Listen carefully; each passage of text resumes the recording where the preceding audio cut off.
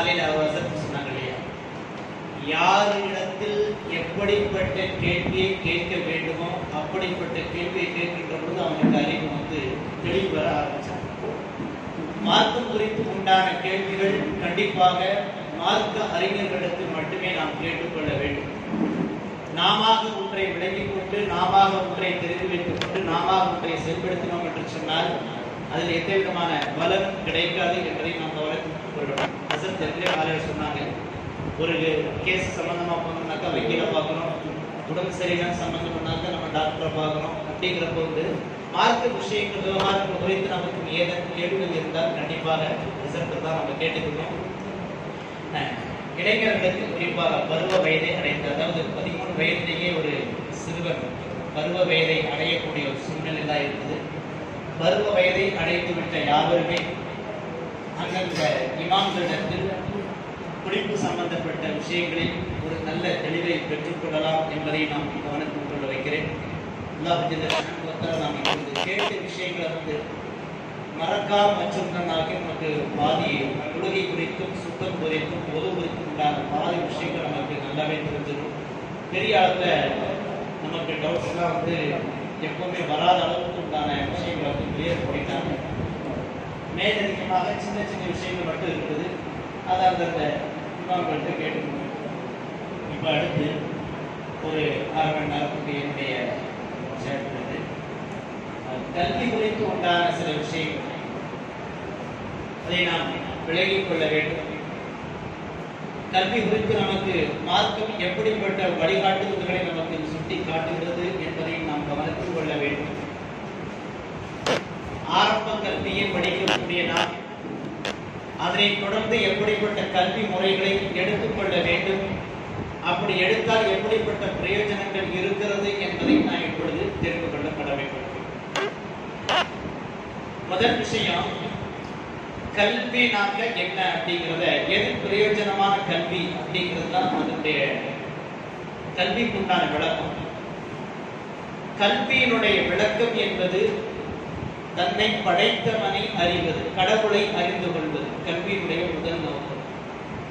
இரண்டாவது நோக்கம், அந்த கல்வி மூலமாக, அதாவது எதை தெரிஞ்சுக்கிறோமோ அது மூலமாக முதலில் நாம் பயனடைய வேண்டும், பிறகு சமூகம் பிற மக்களும் பயனடைய வேண்டும். இதுதான் கல்வியினுடைய மிக முக்கியமான விஷயம். உதாரணமா இப்ப அசர்த்து வந்து உதவு பத்தி சொன்னாங்க. எப்படி நிறைய பேருக்கு வந்து தயக்கம் குறித்து உண்டான அறிவு வந்து நமக்கு நம்மள நிறைய பேருக்கு தெரியல. அசர்த்து சொன்னாங்க எந்த நேரத்தில் தயக்கம் செய்யணும், எப்படி செய்யணும்னா சொன்னாங்க. நமக்கு கொஞ்சம் புதுசா இருந்துச்சு, நமக்கு ரொம்ப சந்தோஷமா இருந்துச்சு. இது வந்து ஒரு கல்வி. இதன் மூலமாக நாம பிரயோஜனம் அடைய முடியும். பிரயோஜனம் அடைவது எப்படிலாம் பிரயோஜனம் அடையணும்னாக்கா, சொன்ன மாதிரி வந்து ஒரு சின்ன காய்ச்சல் தலைவலிக்கும் தயக்கம் செய்யாம, ஒரு ஏதாச்சும் இந்த இடத்துல இந்த கையில வந்து காயப்பட்டிருக்கு, இந்த இடத்துல திரும்ப காயப்பட்ட இடத்துல தண்ணி பட்டுருச்சுனாக்கா அந்த சீல்ஸ் எல்லாம் மிகுதமாயிடும். அதில் சுகர் பேஷண்ட் நிறைய பேர் இப்போ மிகுதமாக காலில் வந்து அடிபட்டுருச்சுனாக்கா அந்த உறுப்பை கழுவே முடியாத சுச்சுவேஷன்லாம் இருக்கும். தண்ணி படப்பட வந்து ஒரு சமயத்தில் வந்து விரலே எடுக்கக்கூடிய சூழ்நிலை, காலை எடுக்கக்கூடிய சூழ்நிலைலாம் நிறைய பேருக்கு இருக்காதா இருப்பாங்க. இந்த மாதிரியான நேரத்தில் தண்ணி இருந்தால் தயக்கம் செய்வதற்கு உண்டான ஒரு வழியை வந்து அரசு நம்ம சொல்லி காட்டியிருக்கிறாங்க. நம்ம அதை ஃபாலோ பண்ணிக்கணும்னாக்கா யோசிப்பாங்க, தயக்கம் எப்படி செய்யறதுன்னு தயக்கம்னா இருக்கும். அசத்து சொல்லாதே நான் வந்து சொல்றேன். குளிப்பு கடமையாக இருக்கின்ற பொழுது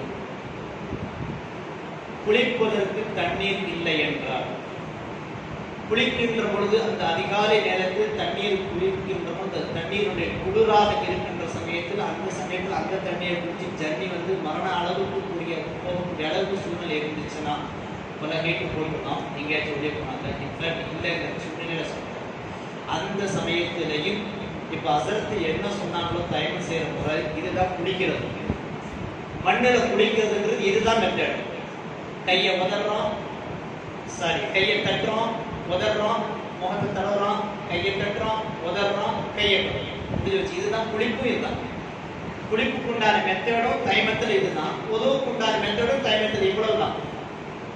அதுக்கு அப்புறமாக அதை வைத்துக்கொண்டு தண்ணீரை பார்த்துட்டோம் அப்படின்னாலோ, அதுக்கப்புறம் வந்து தண்ணீருக்கு பயன்படுத்துகிற அளவுக்கு நமக்கு நார்மலான பொசிஷன், அதாவது நல்ல வெயில் வந்துருச்சுனாலோ, இப்போதான் நம்மளாம் முடிச்சுட்டு வெயிலை பார்க்குறோம். ஹஜருக்குலாம் நிறைய தெரியும். வட மாநிலங்கள் அல்லது வந்து குளிர் பிரதேசங்களுக்கெல்லாம் வந்து ஜமாத்துக்கு போனாங்க, அந்த தாவா தாண்டி போயிருந்தாங்கன்னாக்கா ஊட்டிலாம் பார்த்தீங்கன்னாக்கா இந்த பாய்லர் மாதிரி வச்சுக்கிட்டே இருப்பாங்க, சுடு தண்ணிக்காண்டி வச்சுக்கிட்டே இருப்பாங்க, எனி டைம் வச்சுக்கிட்டே இருப்பாங்க. அது இல்லாத ஒரு சூழ்நிலை இருக்கிறப்ப அந்த ஒரு சுடுதண்ணி இல்லாமல் இருக்கும், ஃபஜ்ருக்கே நீங்கள் போகவே முடியாது. அந்த அளவுக்கு தான் வந்து ஊட்டியில் இருக்கக்கூடிய -டிகிரினா சில சமயம் இருக்கும். இதுவே எப்படின்னாக்கா காஷ்மீர் போன்ற பகுதிகள்னாக்கா ஆறே உரைச்சிடும். போபல் இருக்குது,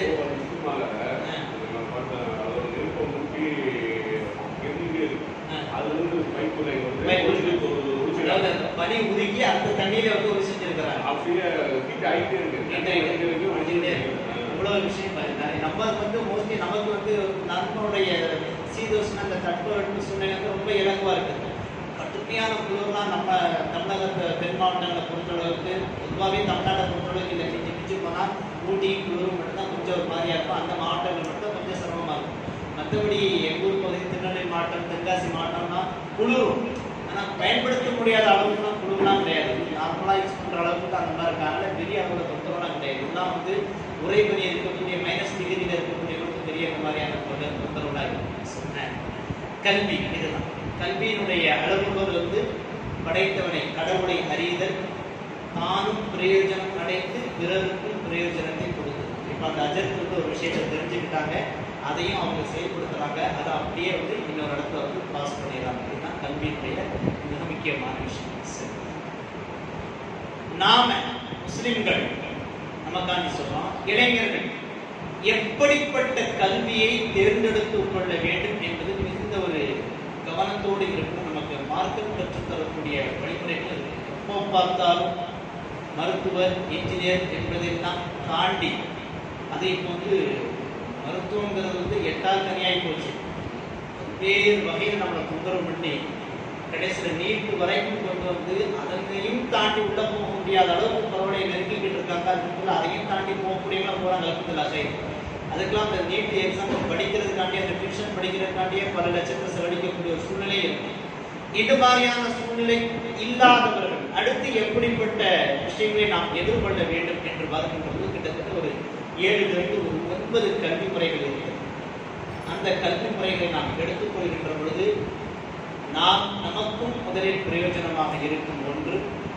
இரண்டாவது, மார்க்கத்தினுடைய பேடுதலோடு எப்பொழுதும் அந்த படைத்தவனை அறிதல், இறைவனுடைய அந்த இறைவன் நம்மளை பார்க்கிறான், இறைவன் நமக்கு கற்றுக் கொடுத்திருக்கிறான், ஏதாச்சும் ஒரு தப்பு பண்ணிட்டு அல்ல அடிப்பான், அல்ல தண்டனை கொடுப்பான்ற அந்த சிந்தனையோட நீங்க எந்த காரியத்தை செஞ்சாலும் சரி, எந்த கல்வியை நீங்க கத்துக்கிட்டாலும் சரி, எந்த கல்வியை நீங்க செயல்படுத்தினாலும் சரி, அது சொர்க்கத்துக்கு கொண்டு போய் விடக்கூடிய அளவிற்கு உண்டான பக்குவத்தை அது நமக்கு வளர்த்துக்கணும் அப்படின்னு கண்மணி நாயகம் ஸல்லல்லாஹு அலைஹி வஸல்லம் சொல்லி காட்டுகிறார்கள். குர்ஆனுடைய வசனங்கள்லாம் இருக்குது, அதே மாதிரி ஹதீஸ்லாம் இருக்குது. நம்ம அதெல்லாம் எங்கே போகல, ஸ்ட்ரைட்டா வந்து நம்ம விஷயத்துக்கு நம்ம அல்லாஹ்வின் தூதர் ஸல்லல்லாஹு அலைஹி வஸல்லம் அவர் சொல்லி காட்டுகிறார்கள். அது நமக்கு ரொம்ப ஒரு சூப்பரான ஒரு ஹதீஸ் மூலமாக இருக்கு. அபூ சயீத் அல்-குத்ரி ரலியல்லாஹு தஆலா அன்ஹு அவர்கள் அறிவிக்கக்கூடிய ஹதீஸ் முஸ்லிம் ஷரீஃபில் 78வது ஹதீஸாக பதிவு செய்யப்படுகிறது. இந்த ஹதீஸ் தான் நமக்கு இந்த மொத்த பாடத்துக்கு உண்டான தீம். இதுதான் இதுதான் இதை மெயினாக வச்சுருந்தா அடுத்து என்னென்ன படிக்கலாம் அப்படின்னு படிக்கலாம். இப்போ ஸ்கூல் படிக்கிறவங்க இதுக்கு அடுத்து என்ன படிக்கலாம் அப்படிங்கிற சொல்லி தருவாங்க. ஏன்னாக்கா வந்து இந்த காலத்தில் படிக்கக்கூடிய எந்த கல்வியும் பேரண்ட்ஸ்கிட்ட எப்படி நடந்துக்கிறது, பெரியவங்கள்ட்ட எப்படி நடந்துக்கிறது, உறவுமுறைகள்கிட்ட எப்படி நடந்துக்கிறது, வாழ்வியல் மூலமாக எந்தெந்த காரியங்களை செய்யணுங்கிறதெல்லாம் கற்றுத்தர மாட்டாங்க. உள்ளே அவங்க தாட்டு ஃபுல்லாக வந்து பணம் தான், பொருளாதாரம் தான் அவங்களுக்கு மெயின். காசை எப்படி சம்பாதிக்கிறதுக்கு, என்ன படித்தா எவ்வளோ சம்பாதிக்கலாம், அதுக்கிட்ட நிறைய ஆப் கொடுத்துருக்குறாங்க, அதுக்கிட்ட நிறைய டியூஷன் நடத்துகிறாங்க, எங்கிட்ட வாங்க சொல்லி எல்லாமே காசாக போச்சு. நான் படிக்கும்போது, நான் வந்து 86 நான் படிக்கும்போது எங்கள் வீட்டிலனா வந்து ஸ்கூலுக்கு போகிறத பற்றி ஒரு மதிக்கவே மாட்டாங்க, பொருட்டாவே கருத மாட்டாங்க. எங்களை காலையில் ஒரு ட்ரௌசர் சட்டையை போட்டுவிட்டு நாங்கள் ஸ்கூலுக்கு அனுப்பிச்சி விட்ருவாங்க, சாயந்தரம் ஸ்கூல் விட்டு வந்துடுவோம். இப்படி படித்தவங்க நிறைய பேர் வந்து பெரிய பெரிய பொறுப்புக்குள்ள இன்றளவுக்கு இருக்கிறாங்க. ஆனால் இப்போ பாருங்க, ஒரு எல்கேஜி பிள்ளைக்கு செலவழிக்கிறதுக்குண்டான ஃபீஸ் வந்து குறைந்தபட்சம் 15,000 10,000 ஆகுது. பிரைவேட் ஸ்கூலில் சேர்க்கிறதாக இருக்கா, அதே மாதிரி பார்த்தீங்கன்னா ஃபர்ஸ்ட் ஒரு பேச்சுக்கு தான் 15,000 சொல்லுவேன். லட்சத்துல எல்லாம் போதாங்க. நீங்க வேற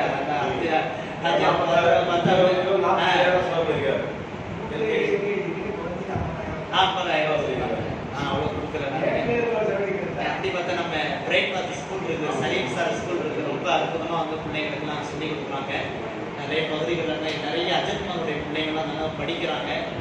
மார்க்கத்தோடு சேர்த்து ரொம்ப பெர்ஃபெக்டாக வந்து டீச்சர்ஸ்லாம் நிறைய நல்லா சொல்லி கொடுக்குறாங்க. ஃபீஸ்லாம் வந்து ரொம்ப கம்மி தான்.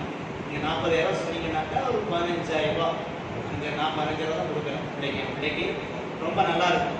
அஜத்துக்கு வந்து கொஞ்சம் சலுகை கொடுக்குறாங்க. இதே சலுகை அஜத்துக்கு கொடுக்குறீங்கன்னு சொல்லி கூட நீங்கள் கேட்டுக்கலாம். இல்லாட்டி ஹாஜியார் ஒரு ஃபோன் கூட சொன்னால் போதும். அவங்களுக்கு நம்ம மக்களுக்கு நல்ல சலுகை பண்ணுறாங்க. அதுக்காண்டி சொல்கிறேன். நான் அவங்க கற்றுக்கிறது இந்த பிரேக்ஃபாஸ்ட் ஸ்கூலுங்கிறது வந்து மீனாட்சி மிஷன் ஆஸ்பத்திரிக்கு பின்னாடி இருக்குது, குரு ஹாஸ்பிட்டல் பக்கத்தில். ரொம்ப நல்லா பண்ணுறாங்க. அடிக்கடி உமாக்களோட நெருங்கிய தொடர்பு, அதோடு இல்லாமல் வந்து தாவா பணியில் மிகுதமாக இருக்கிறனால சிந்தனை ஃபுல்லாமே வந்து இஸ்லாமிய மாஹோலில் தான் அவங்களுக்கு இருக்குது. அந்த சிந்தனையோடு தான் வந்து ஸ்கூலை கட்டி அதுக்கிட்டே எவ்வளோ சிரமம் தான் பரவாயில்ல. நிறைய நஷ்டங்கள் சில சமயங்களில் இருக்குது. அவ்வளோ நஷ்டப்பட்டாலும் இஸ்லாமிய மாஹோலில் பிள்ளைங்களுக்கு வந்து கல்வியை கொடுக்கணும் அப்படின்னு சொல்லிட்டு வருஷத்துக்கு ஒரு கிளாஸ் மட்டும் கூடுதலாக வந்து சேர்த்து ஒரு வருஷத்துக்கு இப்போ வரைக்கும் வந்து 3rd ஸ்டாண்டர்டோ 4th ஸ்டாண்டர்ட் வரைக்குமே இருக்குது போல தெரியும். நல்லா கொடுத்துட்டு இருக்காங்க.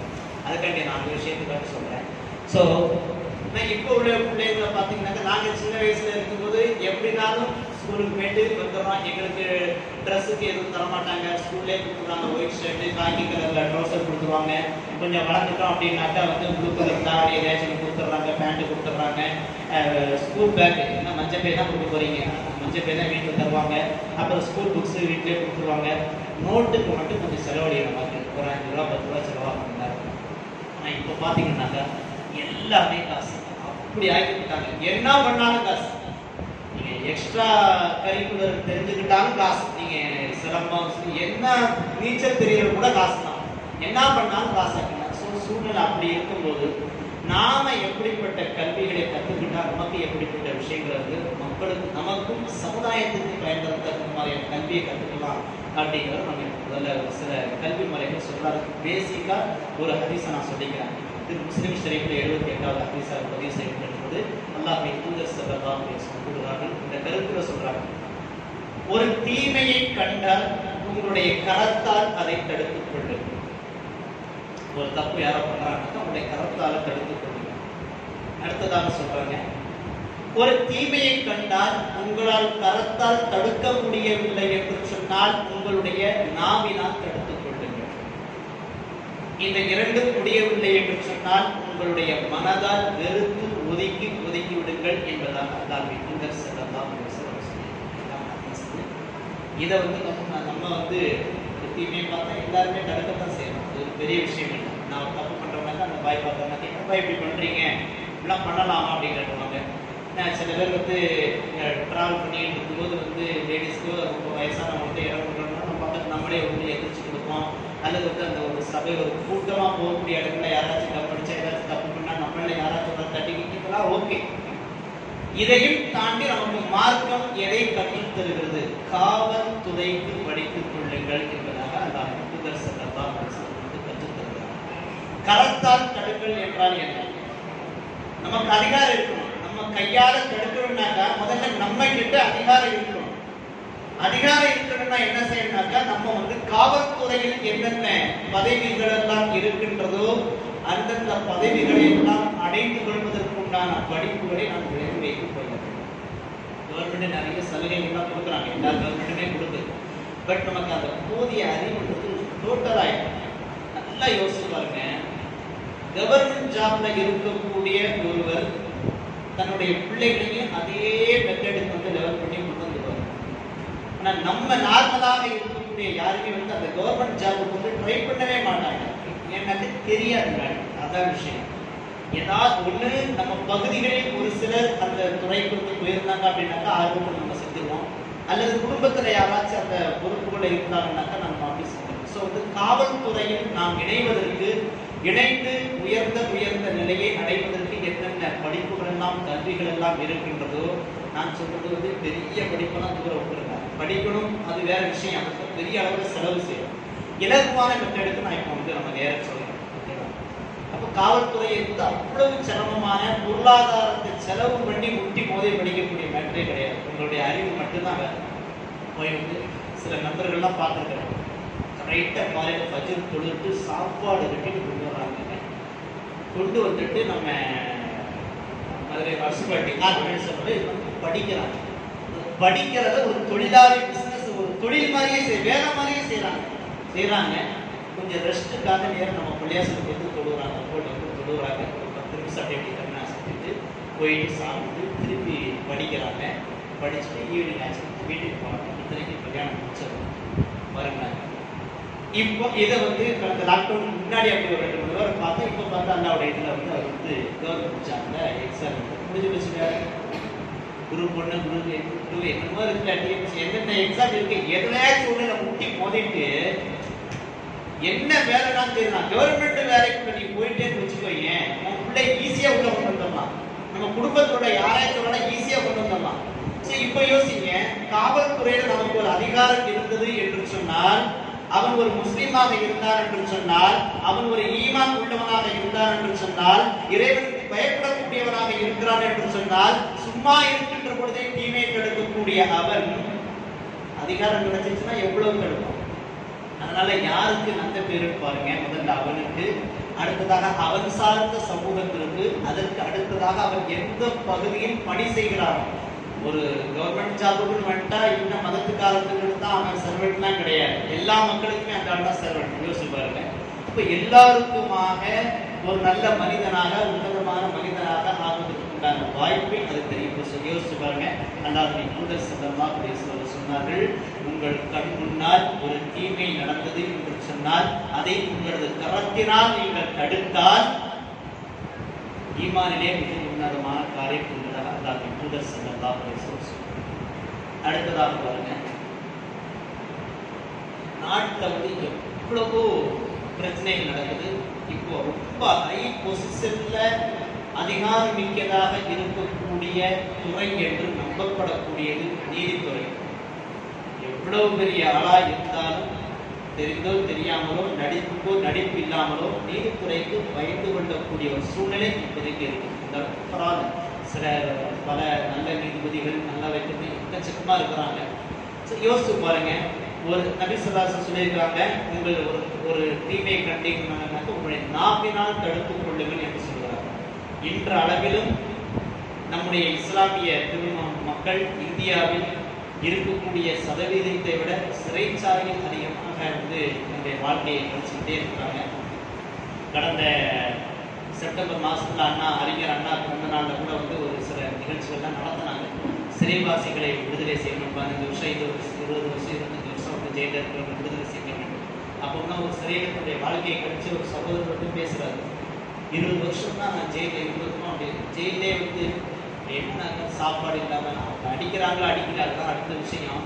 மனதளவில் பாதிக்கப்பட்டு உடல் ரொம்ப மோசமான நிலைக்கு ஆகி ஒரு 50 வயசு ஃபுல்லாகவே இருந்தாருனாக்கா, நல்லா இருந்தாருனாக்கா ஒரு 65 வயசு வரைக்கும் வாழணும்னு வைங்களேன். சாப்பாடு சரியா இல்லாமல், தூக்கம் சரியா இல்லாமல், பல்வேறு வகையான சிக்கல், மன உளைச்சல், குடும்பத்தில் எல்லாமே சீரழிஞ்சு போய் 50 வயசுலேயே வயசான ஆள் மாதிரி வந்து மூத்தாவே போயிருக்காங்க. அப்படி சில பேர் யாருமே நம்ம மதுரை ஜிஹெச்சில் கூட இறந்தவங்களாம் இருந்தாங்க. சில பேர் ரொம்ப கண்ணீரோடு சொல்லியிருக்காங்க. அதாவது ஜெயில் தண்டனை என்பதை விட அங்கு மனதளவில் பாதிக்கப்படக்கூடிய ஒரு குடும்பம், அவருடைய மனைவி மக்கள், அவர் வந்திருந்தவர் சொன்னார், அவருக்கு அந்த நேரத்தில் ஒரு 50 வயசு இருக்கும். சொன்னார், கல்யாணம் பண்ண புதுசில் அவர் ஆசைப்பட்டுருவாங்க. எப்படி இருக்கும் பாருங்க சம்பவம். எல்லாதான் பாதுகாப்பு. ஸோ அப்போ நாம வந்து நீதித்துறை என்னென்ன படிப்புகள் எல்லாம் இருக்கிறது, ஒரு வக்கீலாகவோ ஒரு நீதிபதியாகவோ அல்லது அங்கு நீதிமன்ற வளாகங்களில் பணிபுரியக்கூடிய என்னென்ன வேலைகள் எல்லாம் இருக்கிறதோ அதிலெல்லாம் நம்முடைய பிள்ளைகள் வந்து சேர்க்கிறது அப்படிங்கிறது ரொம்ப இலகுவான விஷயம். இதுக்கெல்லாம் தேவை 2 தான். படிக்கணும், அடுத்து வந்து எக்ஸாம் எப்போ வருதுன்னு தெரிஞ்சுட்டு அந்த எக்ஸாம் எல்லாம் அட்டன் பண்ணிடணும். புரிஞ்சு போச்சு. அதை பண்ணிட்டோம் அப்படின்னாலே அல்ஹம்துலில்லாஹ். நீங்கள் நினைக்கலாம், ரொம்ப போன ஒரு 10 நாளைக்கு முன்னாடி கூட வந்து பேட்டினா எடுத்தாங்க. நம்ம கேட்கறது வந்து பெரிய குரூப்பில் ஒரு ஃபர்ஸ்ட் குரூப்பில் வந்து எக்ஸாம் எழுதி பெரிய கிரேட்லாம் எடுத்து பேட்டிலாம் அவங்க எடுத்தாங்க. கேட்கறது அவர் வந்து இத்தனை டாக்டர் மாமன் எப்போ பார்த்தாலும் படிச்சுட்டே தான் இருப்பார். எக்ஸாம் எழுதுறாரு, பெரிய ரிசல்ட் பேர் நம்ம ஜமாத்து சார் கேட்கறது ஜமாத்து சார். ஸோ படிப்பும் ஓரளவுக்கு நார்மலான ஸ்கூல் படிப்பு. இதுக்கு வந்து நீங்க வந்து பிரைவேட் ஸ்கூல்ல தான் படிக்கணும், சிபிஎஸ்சி தான், அதெல்லாம் ஒன்றும் மேட்டரே கிடையாது. அதெல்லாம் கவர்மெண்ட் ஸ்கூல்ல படித்தாலும் கூட தாய்மொழி என்ன மொழி இருக்கோ அந்த மொழியில படித்தாலும் கூட அதற்குண்டான சலுகைகள் எக்கச்சக்கமாக கிடைக்கின்றது என்பதை நம்ம விளங்கிக்கணும். அதாவது கல்விக்காக ஒரு பெரிய அளவுல பொருளாதாரத்தை முடக்கிறாதீங்க. அப்படி முடக்காம இருக்கிறவங்க வந்து வேலைக்கு போயிடலாமா, அப்படி வேலைக்கு போகாதீங்க. படிக்க வைக்கிறதுக்கு என்னென்ன வழிவகைலாம் இருக்கோ அதெல்லாம் பாருங்க.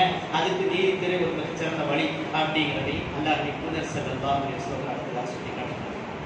அடுத்ததாக அபூ ஹுரைரா ரலியல்லாஹு தஆலா ஒரு கூறக்கூடிய ஒரு ஹதீஸுடைய புகாரியில் பதிவு செய்யப்பட்டிருக்கிறது. அல்லாஹ் தூதர் ஸல்லல்லாஹு அலைஹி வஸல்லம் சொல்றாங்க, இரண்டு மனிதர்களுக்கு இடையில் சமாதானம் செய்து வைப்பது, சண்டை போட்டிருக்காங்க, சண்டை போட்டிருக்கக்கூடிய இரண்டு மனிதர்களுக்கு இடையில் சமாதானம் செய்து வைப்பது ஒரு நல்ல செயலாகும், ஈமானுடைய செயலாகும். ஒருவரை உமது வாகனத்தில் ஏற்றிக் கொள்வது நல்ல செயலாகும். ஒருவருடைய பொருளை சுமையை உமது வாகனத்தில் ஏற்றி வைத்துக் கொண்டு பயணிப்பதும் அதுவும் ஒரு நல்ல செயலாகும். நல்ல சொற்களை சொல்வதும் நல்ல செயலாகும். தொழுகைக்காக நீ எடுத்து வைக்கக்கூடிய ஒவ்வொரு ஸ்டெப்பும் நல்ல செயலாகும். மனிதர்களுக்கு இடையூறு அளிக்கக்கூடிய பாதையில் இடையூறு அளிக்கக்கூடிய எதுவெல்லாம் இருக்கின்றதோ அதையெல்லாம் அகற்றுவதும் நல்ல செயலாகும், தர்மமாகும் என்பதாக அல்லாஹ் தூதர் ஸல்லல்லாஹு அலைஹி வஸல்லம் கூறிய ஹதீஸுடைய கருத்து புகாரி, முஸ்லிம் நிறைய ஹதீஸ்களை பதிவு செய்யும். இது நிறைய விஷயங்கள் சொல்லியிருக்கேன்.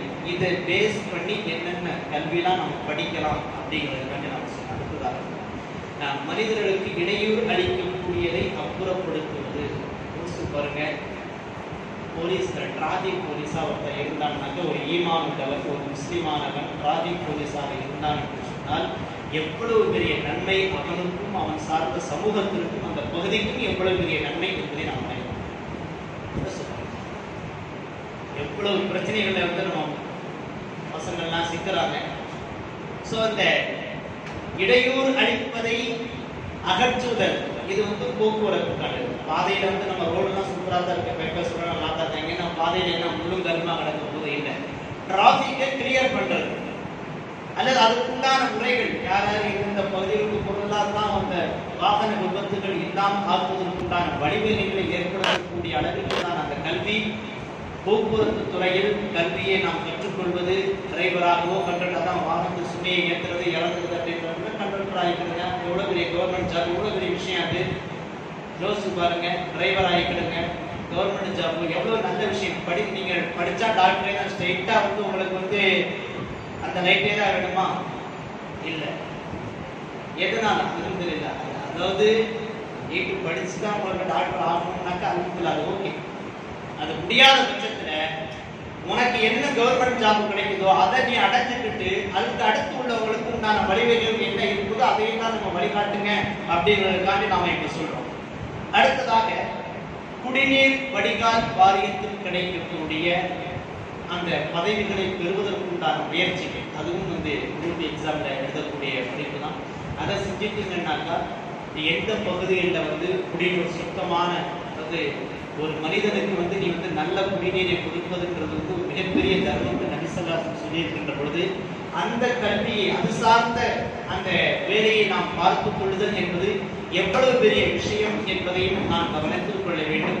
இதை இந்த குடிநீர் வடிகால் வாரியத்தில் ஒரு இஸ்லாமானவன், ஒரு முஃமினானவன், ஒரு இறை நம்பிக்கை உள்ளவன், ஒரு கடவுள் நம்பிக்கை உள்ளவன் இருக்கின்ற பொழுது எந்தெந்த பகுதிகளுக்கு எப்படிப்பட்ட தண்ணீர்களை சப்ளை செய்யணும், வீழ்வரையை செய்யாமல் அதை பார்த்துக்கணும் அப்படிங்கிறத அவனுக்கு நல்ல விளங்கி வச்சுக்கிடுவான். ஏதாச்சும் ஒரு இடத்துல வந்து தண்ணி வீணா போச்சுனாக்கா உடனடியாக ஆக்ஷன் எடுக்கிறது, குழாய் உடனடியாக சரி செய்யக்கூடிய எண்ணத்தை நம்ம சும்மா இந்த பைப்பு உதவி செய்கிற இடத்துல பைப்பு திறந்துருந்தாலே அடைக்கிற குரூப் தான் நம்ம. அப்படிங்கிறப்ப பொது இடங்கள்ல இது மாதிரியான வீண் வரையை செய்கின்ற பொழுது உடனடியாக செயல்படுவதற்குண்டான ஒரு வாய்ப்பை அதை கொடுக்கிறது. அதுபோல மின்சாரத்துறையில் நாம் பணியாற்றுவது, ஒருவருக்கு வந்து கல்விக்காகவோ அல்லது வேறு அதெல்லாம் சொல்லியிருக்காங்க, இருட்டில் வந்து கார் இருட்டில் வந்து கொள்ளக்கூடாது, வெளிச்சம் ஓரளவுக்காச்சும் வெளிச்சம் இருக்கணும் அப்படிங்கிறது வந்து அப்போ கல்வியை பயிர்வதற்கும் இன்ன பிற விஷயங்களை செய்வதற்கும், அதுபோல குற்றம் குறைகள் சட்டம் ஒழுங்கு பாதுகாக்கப்படுவதற்கு மிக முக்கியமாக வெளிச்சம் என்பது தேவை. வெளிச்சம் இருந்தால் தான் சட்டம் ஒழுங்கு பாதுகாப்பாக இருக்கும். எப்பெல்லாம் வந்து கரண்ட் போது அப்போதான் வந்து திருடவுக்கும் ருஷியாயிருக்கும், தவறுகள் நடைபெறதுக்கு நிறைய வாய்ப்பாக இருக்குது. சட்டம் ஒழுங்கு இந்த மின்சாரத்துறையில ஒருத்தர் இருக்கின்ற பொழுது அதை சரியான முறையில் மக்களுக்கு அந்த மின்சாரத்தை பகிர்ந்தளிக்கக்கூடிய அந்த துறையில் இருக்கின்ற பொழுது சட்டம் ஒழுங்கு பாதுகாக்கப்படுவதற்கும் தேவையற்ற மின்சாரங்கள் வீணாக அது வீணாக போவதற்குண்டான விஷயங்களிலிருந்து தவிர்த்து கொள்வதற்கும் ஒரு வாய்ப்பாக அமைகிறது. அடுத்ததாக உணவுத்துறைகள் அல்லாஹ் தூதர் ஸல்லல்லாஹு அலைஹி வஸல்லம் சொல்லக்கூடிய ஹதீஸ்ல தான் நமக்கு 2 பேருக்கு போதுமான உணவு, 3 பேருக்கு போதும், 3 பேருக்கு போதுமான உணவு, 4 பேருக்கு போதுன்ற மாதிரியான விஷயம்லாம் சொல்லியிருக்காங்க. ஸோ இந்த உணவு முறைகள் பதப்படுத்தப்பட்டிருக்கிறதா, நல்ல முறையில் பதப்படுத்தப்பட்டிருக்கிறதா, அல்லது தரமான உணவாக இருக்கின்றதா, எந்தெந்த பகுதியில் தரமான உணவு கொடுக்கிறார்கள், சாலை ஓரங்களில் இருக்கக்கூடிய ஹோட்டல்கள் அல்லது பேருந்துகள் நிற்கக்கூடிய அந்த ட்ரெயின்கள் நிற்கக்கூடிய இடங்களில் இருக்கக்கூடிய அந்த ஜங்ஷன் நிற்கக்கூடிய இடங்களில் இருக்கக்கூடிய ஹோட்டல்கள், ரூம்கள், இதுகளெல்லாம் நாம் தரம் பார்த்து செய்கின்ற பொழுது மக்களினுடைய ஆரோக்கியத்திற்கு ஒரு வடிகாலாக அந்த துறை உணவுத்துறை என்பது மிக முக்கியமாக இருக்குது. அதிலேயும் ஏராளமான வேலை வாய்ப்புகள், கல்வி விஷயங்கள் கொட்டி கிடக்கிறது. அதுவும் இல்லாம அந்த துறையை தேர்ந்தெடுக்கிறதுக்கு ரொம்ப ஈஸி. 10th பிடிச்சிருந்து அப்படியே ஸ்ட்ரைட்டா பிடிச்சி காமராஜ் யூனிவர்சிட்டியிலே நிறைய போட்டுக்கிறாங்க. ஈஸியா அதாவது எந்தெந்த வாய்ப்புகள் எல்லாம் இருக்கிறது என்பதற்குண்டான வழிவகைகளை மட்டும் நான் இப்பொழுது சொல்றேன். அடுத்ததாக அரசினுடைய எல்லா அலுவலகங்களிலும் அரசு துறைகள் எங்கெல்லாம் இருக்கின்றதோ அங்கெல்லாம் நம்முடைய ஈமான் உள்ள ஒருவர், இறை நம்பிக்கையுள்ள ஒருவர், இஸ்லாமான ஒருவர் அந்த துறைகளில் இருக்கின்றது. ஏதோ ஒரு சின்ன வேலையாக இருந்தாலும் சரி, அந்த துறையில இருக்கின்ற பொழுது உதாரணத்துக்கு ஒரு ரேஷன் கார்டு மாற்றுறதுக்கு பேர் மாற்றுற முதல் கொண்டு, ஆதார் எடுக்கிற முதல் கொண்டு, அல்லது கலெக்டர் ஆபீஸ்ல நீங்க கலெக்டர் ஆகணுன்றது ஒரு கனவாக இருந்தாலும் கலெக்டர் ஆபீஸ்ல வேலை பார்க்கறது எவ்வளவு பெரிய விஷயம்ன்றது நம்ம விளைவிக்கணும். இங்க நம்ம பகுதியில் உள்ள நிறைய பேர் கலெக்டர் ஆபீஸ்ல வேலை பார்ப்பாங்க. நம்முடைய ஜமாத்துல இருக்கிறவங்க நிறைய பேர் கலெக்டர் ஆபீஸ்ல டைப்ல இருப்பாங்க. நம்ம போனோன்னே அவங்க இருக்கிறாங்க. இந்த மாதிரியான வேலைகள், அதாவது நம்ம லஞ்சம் எதுவுமே கொடுக்க போறதில்லை. யாருக்குமே லஞ்சம் கொடுக்குற ஐடியா யாருக்குமே இருக்காது. வேலையை சுமூகமாக, இலகுவாக, சீக்கிரமாக முடிக்கிறது எல்லாருமே பார்ப்போம். ஓயாம எல்லாருக்குமே குழப்பம் இருக்கு. எல்லாருமே தினக்கூலிகள் தான் இல்லையா? ஒருத்தர் கடையை திறந்து வச்சாதான் அன்னைக்கு ஒரு 300 ரூபாய் 400 ரூபாய் பார்த்தா தான் அவங்க குடும்பத்தை ஓட்ட முடியுங்கிற சூழ்நிலையில பொழுது அன்னைக்கும் போய் அங்க போய் கலெக்டர் ஆபீஸ்லயும் ரேஷன் கடையிலையும் அந்த பகுதிகளில் இந்த மாதிரியான இடங்கள்லயும் போய் நின்றுட்டே இருந்தோம் அப்படின்னாக்க வேலை ஓடாது. 2-3 நாள் லீவ் போடுற மாதிரி இருந்தாங்க சூழ்நிலை. இது மாதிரியான இடங்கள் பத்திரப்பதிவு அலுவலகங்களாக இருக்கட்டும் சரி, அது போல கலெக்டர் அலுவலகங்களாக இருக்கட்டும் சரி, வேறு எதுவெல்லாம் அந்த புள்ளியியல் துறையாக இருக்கட்டும், எந்த துறையாக இருந்தாலும் சரி, அரசு அலுவலகங்களில் நம்முடைய மக்கள் வேலைக்கு பணிக்கு அமர்கின்ற பொழுது எல்லா மக்களுக்கும் ஒரு ஈமானோடு அவன் வேலை செய்யும் போது எல்லா மக்களுக்கும் தான் வேலை பார்ப்பான். வாய்ப்புக்காண்டி மட்டும் கிடையாது. முதல்ல அவன்கிட்ட ஈமான் இருக்கணும். அடுத்து அவன் கவர்மெண்ட் ஜாப்ல இருக்காங்கிறப்ப எல்லாருக்கும் சேர்த்து உண்டான சர்வெண்ட் தான் அவன் அப்படிங்கிறப்ப எல்லா மக்களுக்கும் இஹ்லாஸோட எண்ணத்தோட அந்த மனுஷன் வேலை பார்ப்பான். எனக்கு மட்டும் கிடையாது, வேற ஒரு ரமேஷோ ஒரு சுரேஷோ போனாலும் அவருக்கு வேலை பார்த்து தான் ஆகணும். முதல்ல அவன்கிட்ட ஈமான் இருக்கின்றப்ப நம்மை நாடி வரக்கூடியவர்கள் யாராக இருந்தாலும் லஞ்சம் வாங்காமல், கையூட்டு பெறாமல், அல்லாஹ்விற்கு பயந்து தன்னுடைய வேலையை அவர் சரியான முறையில் எந்த விதமான கையூட்டும் இல்லாமல், எந்த விதமான இடையூறும் இல்லாமல், எந்த விதமான தொந்தரவும் இல்லாமல் அவர் முடித்துக் கொடுக்கின்ற பொழுது வேலைகள் அரசாங்கத்துக்கு பணிகள் பெருமளவில் குறைஞ்சுக்கிட்டே இருக்கும்.